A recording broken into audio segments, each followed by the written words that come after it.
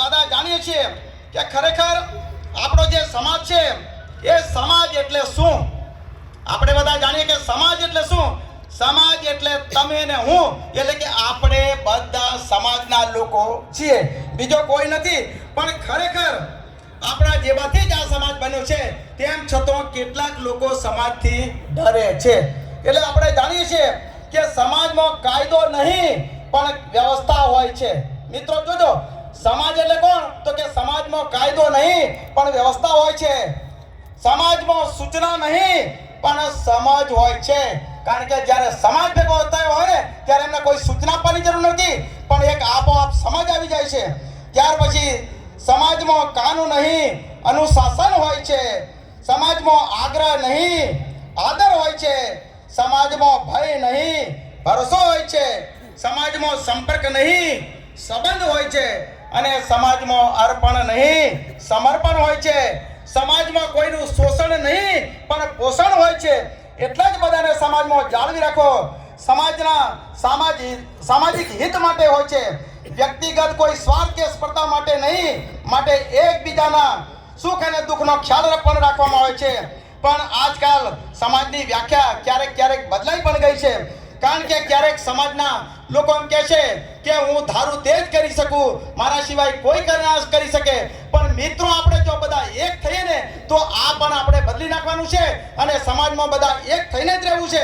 અને જે લોકો કેટલાક સમાજને આગળ આવવા માટે રોકતા પણ હોય છે, એટલે ખરેખર એમને આપણે બધા જાકારો પણ આપવાનો છે. સમાજને આગળ લાવવો હોય તો એના માટે લડો, અને લડી ન શકતા હોય તો તેના માટે લખો, અને લખી ન શકતા હોય તો તેના માટે બોલો, અને બોલી ન શકતા હોય તો જે લડે છે, લખે છે અને બોલે છે તેને પ્રોત્સાહન આપો. એટલે ખરેખર ક્યારેક ને આપણે અવરોધો ઊભા થાય છે તો એનો આપણે દૂર કરીએ છીએ. અને આપણે જાણીએ છીએ ક્યારે કાતરનો ઉપયોગ કપડાં કાપવા માટે હોય છે, પણ કેટલાક એવા લોકો હોય છે કે આપણા પગ કાપવા માટે પણ એનો ઉપયોગ કરે છે. એવા લોકોને આપણે જકારો આપવાનો છે. જય જય કોળી સમાજ. સમાજના વિકાસ માટે આપણે મજબૂત સમિતિની જરૂર છે. એક મજબૂત સમિતિ આપણે દરેક ગામની અંદર, દરેક ફળિયાની અંદર બનાવીશું તો ચોક્કસપણે એનું અમલીકરણ આપણે થવાનું છે. એટલે કેટલાક લોકો આપણા સમાજ માટે જે વિચારે છે તેના કાર્યોને મનોબળને પ્રોત્સાહન આપો. અને પહેલાના જમાનાની અંદર મિત્રો આપણે જાણીએ છીએ કે રાજા મહારાજા હતા ત્યારે વેશ પલટો કરીને ક્યારેક નગર ચર્ચા માટે બહાર નીકળતા, અને ખરેખર મારા સમાજની અંદર શું ચાલી રહ્યું છે એ બધા જાણતા હતા. પણ અત્યારે તો કેટલાક લોકો વેશ પલટો કરીને અહીં આવે છે અને સમાજને ગેરમાર્ગે દોરવા માટે પણ પ્રયત્ન કરે છે. પણ આપણે બધા એક થઈ જવાનું છે. એટલે યુવાનોને પણ સમાજ સાથે મારા મોટી સંખ્યાની અંદર યુવાનો જોડાય છે. એ યુવાનો પણ તન મન અને ધનથી કામે લાગે અને આપણા જે સામાજિક કુરિવાજો છે એને તિલાંજલિ આપવા માટે ભગીરથ પ્રયત્ન કરે. એકબીજા પર આક્ષેપો નહીં, પણ ભૂલ થઈ હોય તો ક્યારેક આપણે ક્ષમા પણ માંગી લઈએ. અને આજના યુગમાં કેટલાક લોકો નામ કમાવા માટે, પૈસાના જોરે ક્યારેક આપણને પાડી દેવા માટે આપણા ગામની અંદર પ્રયત્ન કરતા હોય તો એને પણ આપણે જાકારો આપીએ અને આપણું જે સામાજિક બંધારણ છે એ બંધારણને અમલે કરવા માટે પ્રયત્ન કરે. અને આપણે બધા જાણીએ છીએ કે પહેલાના જમાનાની જૂની કહેવત છે કે દેડકાને કોળિયાની પાંચેરી થાય નહીં, પરંતુ આજે બધા નિર્ધાર કરવાનો છે. આ કહેવતને આપણે ભૂસી નાખવાની છે. અને સમાજના આગેવાનોએ કીધું છે કે ના, આ વખતે તો સમાજ રૂપિયાને ઘેરના ઇન્જેક્શન આપીને પણ આપણે એને ચૂપ કરી દેવાનો છે, એની પંચેરી કરવાની છે. અને કેટલાક મિત્રો એમ કહે છે કે એને પ્લાસ્ટિકની થેલીની, સમાજ રૂપી પ્લાસ્ટિકની થેલીની અંદર બાંધીને પણ એમને આપણે બધા એક કરવાનો છે. ત્યાર પછી આપણે પણ જાણીએ છીએ કે કરચલાનો કદાચ ટેબલ ઉપર ત્યાં ટબ મૂક્યો હોય અને એક કરચલા છે એ બહાર નીકળીને જ્યારે દિવાલ ઉપર ચડવા જાય છે મિત્રો, ત્યારે બીજો કરચલો છે ને એને પાછો પકડે છે અને ખેંચી પાડવા માટે પણ પ્રયત્ન કરે છે. એટલે આપણે સમાજ જે પ્રગતિના પંથે આગળ જઈ રહ્યો છે એને પણ પાડવા માટે કેટલાક લોકો પ્રયત્ન કરશે. પણ આપણે બધાએ એક થઈને, નેક થઈને, પ્રમાણિક થઈને આ કામ કરવાનું છે. ત્યારબાદ આપણે બધા જાણીએ છીએ કે દ્રાક્ષની લૂમ હોય મિત્રો તો એના 100 રૂપિયા કિલો હોય છે. પણ જ્યારે છૂટી દાણા થઈ જાય ને તો એની કિંમત માંડ 20-25 રૂપિયા થઈ જાય. તમે વિચાર કરો, પેલી 100 રૂપિયાની કિંમત કઈ છે અને પેલા 20 રૂપિયાની કિંમત, એટલે કે મફતના ભાવે થઈ જાય. પણ આપણે દ્રાક્ષના લૂમની જેમ સમાજે બધા એક થવાનું છે અને આ જે આપણા બંધારણ છે એ બંધારણનું ચુસ્તપણે અમલીકરણ કરવાનું છે. આપણે બધા જાણીએ છીએ કે 1 લીટર દૂધ હોય અને 1 લીટરની દૂધની અંદર કદાચ લીંબુનું 1 ટીપું પડી જાય તો પણ દૂધને ફાડી નાખે છે. એટલે આવા પણ બનાવો બનશે, પરંતુ આપણે તો બધા એક થવાનું છે.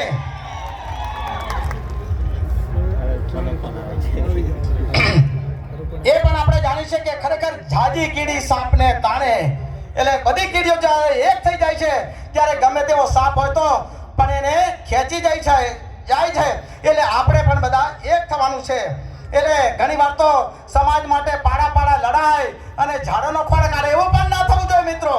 અને આ જે સમાજનું બંધારણ છે એ બંધારણ તમારે બધાએ અમલીકરણ છે, તમે નક્કી કરેલું છે. આપણા વડીલો પાર્જિત છે બંધારણ. એ બંધારણની અંદર કેટલાક સુધારા વધારા કરી અને આજે હું તમને આ બંધારણ છે એ બંધારણ વાંચી સંભળાવું છું. એનું આપણે 100% જે ગ્રામ્ય સમિતિ છે એનું ચોસ્તપણે અમલીકરણ કરાવે એના માટે આપણે હું આહવાન કરું છું. હવે બંધારણની અંદર પહેલો આપણો મહત્વનો મુદ્દો એ છે કે જ્યારે સગાઈ કરવા માટે આપણે જઈએ છીએ ત્યારે 11 કે 21 લોકોને લાવવાને લઈ જવાના છે. કારણ કે આપણે બધા જાણીએ છીએ કે પહેલા તો એમ કે ચાલો ભાઈ ફલાણાભાઈ છગનભાઈ 100 લોકોને લાવ્યા છે તો આપણે 150 લોકોને જે લઈ જવાનું છે આપણે પણ કંઈક બતાવી દઈએ. પણ એ બંધારણ હવે આપણે કારણ કે 11 કે 21 લોકો જઈશું તો આપણે 1 કે 2 ગાડીની અંદર ક્યાં જઈશું અને આપણી વ્યવસ્થા પણ સારી રીતે જળવાઈ જશે અને ખર્ચમાંથી પણ મુક્ત થઈ શકશું. મંજૂર છે બધાને? તો 11 કે 21 જ કરવાના, એનાથી આપણે વધારે કરવાના નહીં. સગાઈ વખતે કન્યા માટે આપણે જઈએ છીએ ત્યારે એના માટે જે વચનમાં ચડાવવાનો છે એટલે એની અંદર પાયલ કે બીજી કંઈ પણ વસ્તુ ના લઈ જઈએ અને ફક્ત શ્રીફળ અને એની માતા માટે એક સાડી પણ લઈ જવાની છે. એટલે વરાજા માટે પણ વીંટી કે એને બીજી પણ વસ્તુઓ લાવવાની નથી. તો આ બધાને મંજૂર છે? જય જય કોળી સમાજ. ત્યારબાદ આપણે જઈએ જ્યારે સુકન પ્રસંગમાં જતા હોઈએ ત્યારે માત્ર ત્યાં જઈએ છીએ ત્યારે ત્યાં ચા અને ગોળ ધાણાનો જ ઉપયોગ કરવાનો છે. બીજા કોઈ પણ પ્રકારના ઠંડા પીણા કે નાસ્તાનો ઉપયોગ કરવાનો નથી. તો આ બધાને માન્ય છે? જય જય કોળી સમાજ. લગ્ન પ્રસંગમાં માત્ર જો આપણે જાણીએ છીએ કે ડીજે તો વડીલોને ગમતું નથી, તેમ છતાં કેટલાક યુવાનોએ કીધું છે કે કદાચ કોઈને ડીજે લાવવું હોય તો માત્ર ને માત્ર એક જ ડીજે લાવે અને સરકારે નક્કી કરેલો હોય સમય, એ સમય મર્યાદાની અંદર અને જે અવાજ પણ નક્કી કરેલો હોય એ અવાજ પ્રમાણે જ વગાડવાનો. એના સિવાય જો 2 ઢોલ લાવો ને તો એ માન્ય રહેશે. પણ તો આ બધાને કેવું માન્ય છે ને બધાને? હા, તો ઢોલ લાવીને વગાડો. લગ્ન પ્રસંગમાં ઓઢણ જે આપણે માંડવે ઓઢણ કરીએ છીએ એ મામા સિવાય કોઈનું પણ આપણે ઓઢણ કરવાનું નથી. આ મેદાને માન્ય છે? જય જય કોળી સમાજ. મિત્રો જે ઊભા છે તે કઈ હાથ ઊંચો કરતા નથી. નોકરિયાત તરીકે જ્યારે આપણે જઈએ છીએ ત્યારે વાજિંત્ર પણ આપણે કોઈ પણ પ્રકારનું લઈ જવાનું નથી. માન્ય છે ને બધાને? જય જય કોળી સમાજ. ચોનલા વખતે આપણે બધા જાણીએ છીએ કે જ્યારે ચોનલો મૂકવા મોકલ્યો હોય, કોઈ વડીલને 200-500 રૂપિયા આપીને મોકલ્યો હોય અને જ્યારે આપણો દીકરો કે દીકરી ખોબો દાબી દે તો આપણે થોડાક મુશ્કેલીમાં મુકાઈ જઈએ કે કંઈક હોય કે ના હોય છૂટા લેવા પડે, ચોનલામાંથી મૂકી દેવા પડે. એટલે ખોબો દાબવાની પ્રથા પણ સંપૂર્ણપણે બંધ કરવાની છે. જય જય કોળી સમાજ. જમણવારમાં દાળ ભાત શાક રોટલી અને કોઈ પણ પ્રકારની એક મીઠાઈ બનાવવાની છે, એની સિવાય વધારે કંઈ બનાવવાનું નથી. માન્ય છે ને બધાને? જય જય કોળી સમાજ. એટલે સારામાં સારો કંસાર પણ આપણે બનાવી શકાય. અને જાનમાં જવું હોય તો પણ મર્યાદિત સંખ્યામાં જવાનું. કારણ કે આપણે બધા જાણીએ છીએ કે આપણે 100-200 વાહનો લઈને જઈએ અને ટ્રાફિક જામ થઈ જાય, કોઈ અચૂકતો બનાવ પણ બની શકે. એટલે હવે પછી તમે બધા ગામના લોકો નક્કી કરજો કે બધાનો કોઈનો સમય શક્તિ નાણાંનો ડીઝલ પેટ્રોલનો ધુમાડો ન કાઢે અને મર્યાદિત સંખ્યાની અંદર જાન જાય. એ પણ આપણે અમલીકરણ કરવાનું છે. જય જય કોળી સમાજ. કન્યાદાનમાં જરૂર પૂરતા ઉપયોગી વાસણ હોય તેવા જ આપવાના છે, એની સિવાય વધારે આપવાના નથી. કારણ કે તમે બધા જાણો છો કે 5-10 થેલા ભરીને આપણે વાસણો આપીએ છીએ, માળીએ ચડાવી દેવામાં આવે છે. કેટલાક સ્ટીલના વાસણો હોય તો એ ફાટી પણ જવાની સંભાવના છે. તો જરૂર કરતો વધારે વાહન આપવાના નથી. માન્ય છે ને બધાને? અને ખાસ આપણા માટે મહત્વનો મુદ્દો છે કે જ્યારે આપણે પલ્લું કરવા માટે જઈએ છીએ ત્યારે આપણે ફક્ત 250 ગ્રામના ચોંદીના પાયલ અને 1 તોલો સોનાનો દોરો લઈને જવાનું છે. એનાથી વધારે કંઈ લઈ જવાનું નથી. અને બધાને યોગ્ય લાગે તો એક નાનું મંગળસૂત્ર લઈ જવાનું છે. એની સિવાય કોઈ વધારે દાગીનો લઈ જવાનો નથી. તો આ બધાને માન્ય છે? જય જય કોળી સમાજ. આ દાહોદ જિલ્લાનું બંધારણ છે.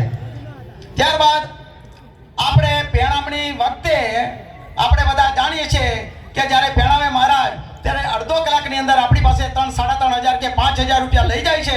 એની જગ્યાએ કોળી સમાજે એમ નક્કી કર્યું છે કે એને જ્યારે ગ્રહ શાંતિ સાથે કરે તો એને 2151 રૂપિયા આપવાના છે. અને ફક્ત જય જય કોળી સમાજ. અને મંગળફેરા આવે, મંગળફેરા કરાવે તો 1151 રૂપિયા આપવાના છે. એનાથી વધારે આપવાના નથી. જય જય કોળી સમાજ.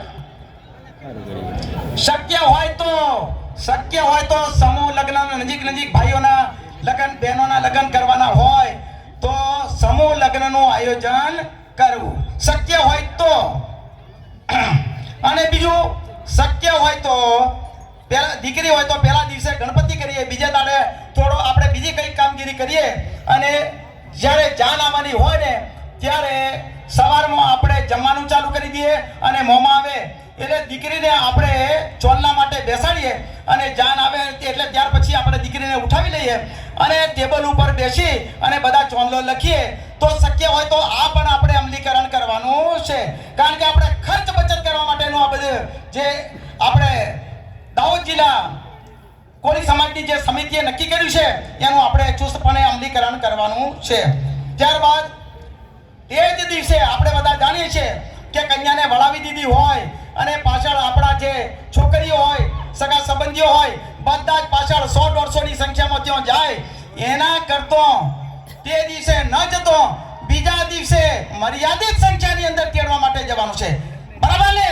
જય જય કોળી સમાજ. એટલે તે દિવસે તેડવા માટે જવાનું નથી.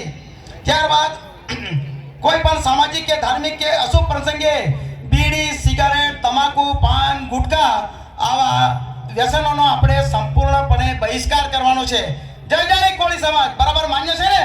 તો આ પણ એનો ઉપયોગ કરવાનો નથી.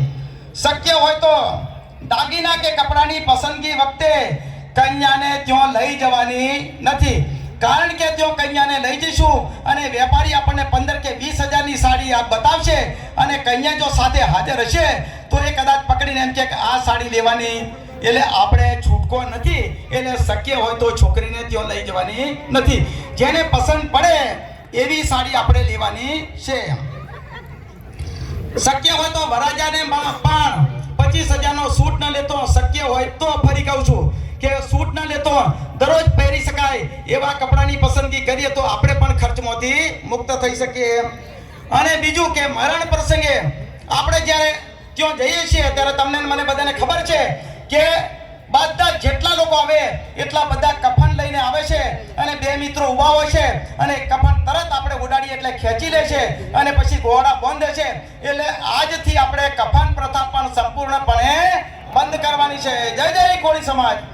ત્યારબાદ આગલે દિવસે કદાચ મરણ થઈ ગયું હોય અને મરણના આપણે સમાચાર આપી દીધા હોય અને બીજે દિવસે કદાચ 9 કે 10 વાગ્યાનો સમય આપ્યો હોય, એની જગ્યાએ આપણે કીધું હોય પણ તેમ છતાં મોડા આવે તો આપણે તમને મને બધાને ખબર છે કેટલાક લોકો બેભાન થઈ જાય, કેટલાને ગળ પણ લાગે, કેટલાક રડીને હેરાન પરેશાન થઈ જાય.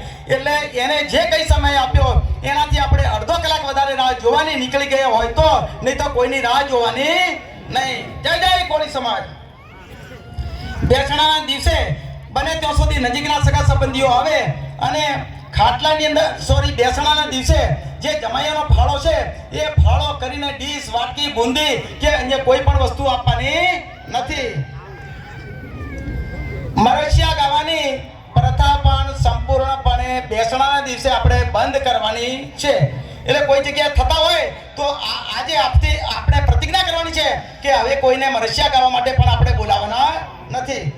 બારવાની વિધિમાં માત્ર એક જ ભજન મંડળી લાવવાની રહેશે. એની સિવાય કોઈ ભજન મંડળી લાવવાની નથી. અને બીજું કે મહારાજાને બધા મહારાજા છે સાધુઓ છે એમને પણ અમારે વાત થઈ, એમને કીધું છે કે અમારે કઈ કોઈ ટુવાલ કે સાલ પણ અમારે જોતી નથી અને ફક્ત 10 કે 15 લોકો હોય એમને આપણે રોકડની અંદર દાન કરવાનું છે, એની સિવાય કોઈ પણ વસ્તુ લાવવાની નથી. બધાને માન્ય છે ને? જય જય કોળી સમાજ. ત્યાર પછી આપણા કોઈ પણ પ્રસંગોની અંદર સામાજિક ધાર્મિક કોઈ પણ પ્રસંગ હોય એની અંદર જે ભાઈ નશો કરીને આવે અને જો તોફાન કરતો હોય કે આપણા પ્રસંગને બગાડવા માટે પ્રયત્ન કરતો હોય તો એને પ્રેમ ભાવથી સમજાવીને એને આપણે ઘરે મોકલી દેવા માટે પ્રયત્ન કરવાનો છે. અને તેમ છતાં જો દાદાગીરી કરીએ તો આપણે સમાજે એને સામે શિક્ષાત્મક કાર્યવાહી કરવાની છે. કોણ તો એને દંડ કરો, કોણ તો એને સમાજમાંથી આપણે એને નાદ બહાર મૂકવાનો છે. એટલે હવે પછી કારણ કે આપણે બધા જાણીએ છીએ કે નવયુવાન મિત્રો પણ કેટલા પ્રકારના બધા વ્યસનો કરે છે. બને ત્યાં સુધી જીવનમાં સુખી થવું હોય તો મિત્રો આ વ્યસનનો હંમેશા સંપૂર્ણ ત્યાગ કરજો. બીજું આપણા માટે બધાને ખાસ લાગે વગે ત્યાં સુધી આપણા બધા જ આપણા દીકરા દીકરીઓ ધોરણ 10 અને 12ની બોર્ડની જાહેર પરીક્ષા આપતા હોય અને તે વખતે લગભગ 10 કે 15 દિવસ પરીક્ષા ચાલતી હોય એ સમય દરમિયાન આપણે ચોંદલા વિધિ રાખી હોય તો ચોંદલા વિધિ રાખી શકાય, પરંતુ લગ્નો સંપૂર્ણપણે બંધ કરવાના છે. જય જય કોળી સમાજ. એટલે આ જે બંધારણ છે એ બંધારણ દાહોદ જિલ્લા સમસ્ત કોળી વિકાસ પરિષદ અને દાહોદ જિલ્લા કોળી કર્મચારી મંડળે ખૂબ સમજી વિચારીને કેટલા બધાના અભિપ્રાયો લઈને આ બંધારણ બનાવ્યું છે. અને હજુ પણ તમારે કદાચ એ બંધારણની અંદર સુધારા વધારા કરવા હોય, આની સિવાય જો સુધારા કરવા હોય તો તમે આ બંધારણ સમિતિ છે એ દરેક ગામની અંદર દરેક ફળિયાની અંદર મજબૂત સમિતિ બને, જેથી આ જે બંધારણના નિયમો છે એ બંધારણના નિયમોનું ચુસ્તપણે પાલન કરે અને જે કંઈ આવનાર 2-5 વર્ષની અંદર જો આપણો કોળી સમાજ છે એ આ દેવામાંથી આ કર્જમાંથી ખોટા ખર્ચમાંથી જો મુક્ત થશે તો તેને કોઈની પાસે હાથ લંબાવવાની જરૂર પડે નહીં. અને આવનાર સમયની અંદર આપણે ચોંદલો અત્યારે ડબલ કરવાનો સમય આવે છે, પણ ધીમે ધીમે 2-5 વર્ષની અંદર ચોંદલા પ્રથા પણ સંપૂર્ણ ઓછી થઈ જશે. જય જય કોળી સમાજ. ખૂબ ખૂબ આભાર આપણા ધારપુર